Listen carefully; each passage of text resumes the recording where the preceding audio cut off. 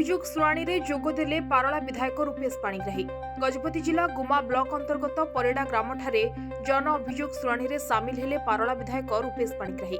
विधायक प्राय 20 रु 25 जन अभियोगकारी अभियोग शुणुथिबा बेले मुख्यतः 3 मास हेला भत्ता न पाई बहुत कष्ट अनुभव करुथिबा कहिसंती लोके। एही जन शुणाणी कार्यक्रम रे ग्रामर दामोदर नायक, बालाराजु मिसाल, उत्तम, उज्जवल प्रमुखों सह अनेक युवक माने उपस्थित रहिथिले।